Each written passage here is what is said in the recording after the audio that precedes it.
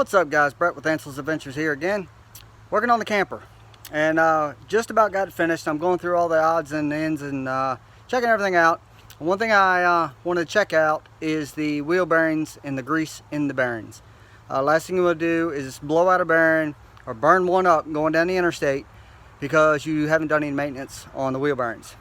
So I'm going to show you what we got to have to do the job. It's really simple. You can do it yourself, save yourself a ton of money, and there ain't much to it. So let's get to it. Okay, so here's what you got to have to do your wheel bearing job. And this pretty much goes the same if you're going to replace them, and you need to repack the new bearings, repack old bearings, whatever. Pretty much the same deal. So you're going to need a jack handle, a pair of channel locks to get this the cap off, because that makes it a lot easier. Probably a screwdriver, just a wrench to help speed off the lug nuts, a grease gun, some grease, and this is a wheel bearing packer right here. You can pick these up, they're pretty cheap, they're like 10 bucks at Advanced or Napa or somewhere like that. And essentially the bearing just fits inside of here. You screw the top down, put a grease gun to it, and start pumping. Grease comes out, you're good. So we got a lug wrench. We're going to go ahead and get this jacked up and show you what we got going on. Okay, so I broke the wheel lug nuts loose before I jacked it up. Makes it a lot easier on yourself if you're not using air. And where I'm parked at, I can't use my air compressor, it's too far away. So we're going to do it manual way.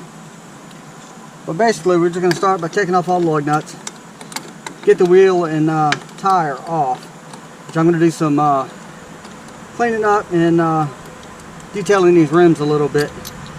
While I've got them off, it's a lot easier than having to worry about getting paint all over everything.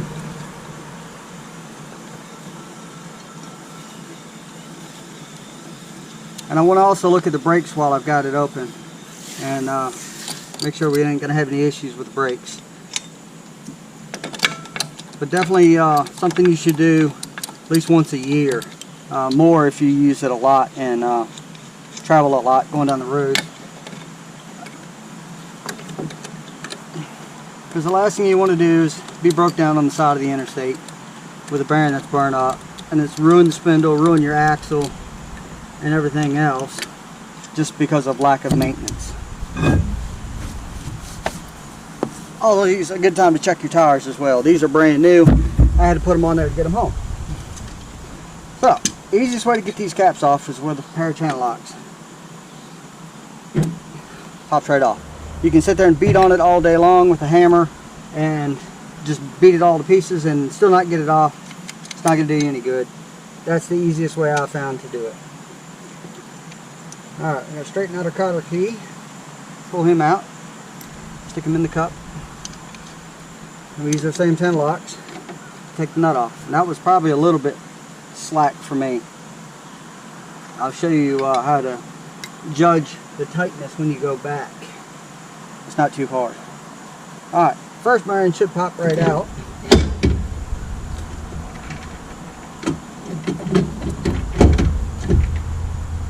Very slippy. Alright, here's our first bearing. I'm glad I took this off. These hadn't had any fresh grease in a long time. Really dark burnt bearing, burnt grease.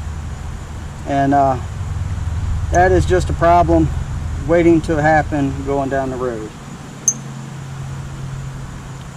And a lot of places I go is in the mountains on a little narrow back road, and that is not a good place to be broke down. Alright, also want to check your bearings, make sure they're not loose. These actually have been replaced fairly recently. They're still tight, they spin good, there's no rough spots in there, you don't feel any grit or grime crunching around. Alright, there's our brakes. And they actually look good.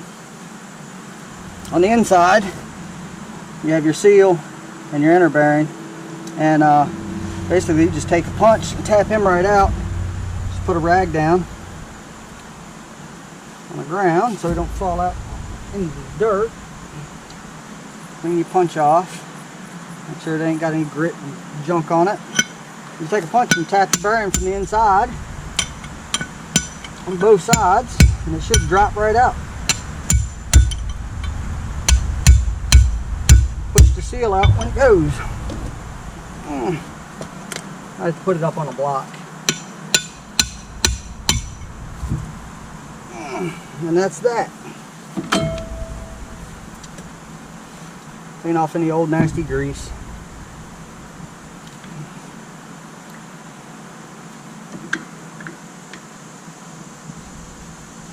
Alright, so how these brakes work, hopefully you'll be able to see.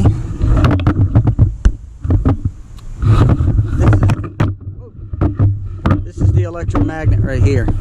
That's powered by your vehicle. When you hit the brake, it makes this turn on to an electromagnet.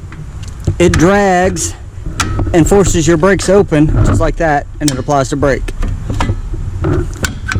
And that's all there is to those. You just want to check your pads, make sure that they have, you know, some good pads left on them, and maybe get rid of the cobwebs and critters that have been growing in there.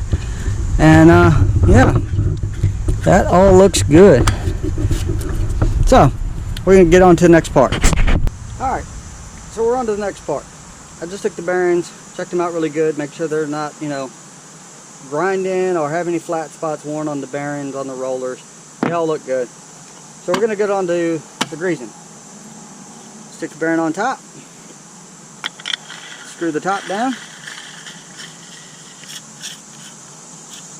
And hopefully you can see that okay. Bearing sits in there, just tightens down. Put your grease gun on it and pump it up. And these things last forever. I've had this one for, geez, probably 15 years. And you keep pumping it until you see the grease start coming through the bearing.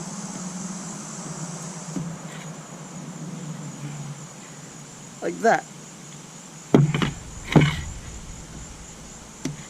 Alright, take that off. You're going to need a lot of rags for this. It's a pretty greasy job, but it's not a hard job by any means. That's what it looks like on the inside. And it shoots the grease down in between all of these bearings all the way around. Then all you do, flip your drum back over, stick your bearing back inside. Watch out for dirt and grit. That is not your friend to a bearing. That's why I put the piece of plywood down. And we're going to tap our seal back in. Just kind of work it all the way around nice and even. And that side is done. We're going to do the same thing with the smaller bearing. Goes on the outside. Put it all back together. I'll stick this up here. Keep it out of the dirt. Stick our small bearing on top. Screw our top down. Repeat the process. This isn't a bad job to do if you have some basic hand tools and a good level place to do it where you can jack your camper up and not have to worry about it rolling on you or anything like that. It helps you put your, you know, your stabilizer jacks down. It'll keep it from moving around on you. And you can see how fast this goes, especially if you've done it a while.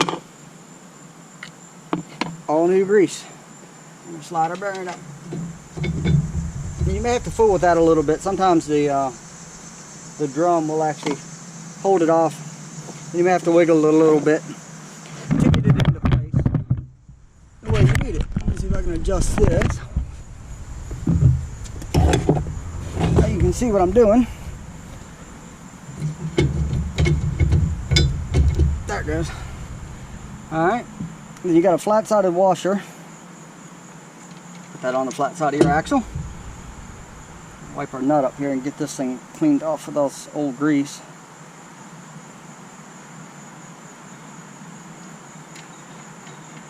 Start him by hand, get him going. And like I said, this is a pretty greasy, nasty job. You're going to need a lot of rags. I just cut up some old towels that I've been using working on the camper. Alright, now to set this load on this nut, what you do, tighten it till it stops. Okay, nice and snug, and you back it off a quarter. And that is it. Reinstall your cutter key wherever it may line up. You may have to go ahead or back just a touch to find the hole.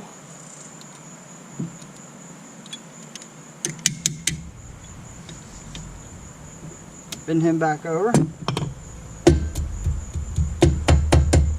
and install your cap. Again, wipe all the old nasty out.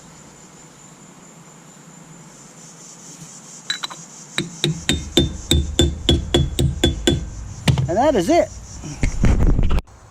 Alright, so I hope you enjoyed this little short video of doing the maintenance on the wheel bearings and repacking them with grease and everything.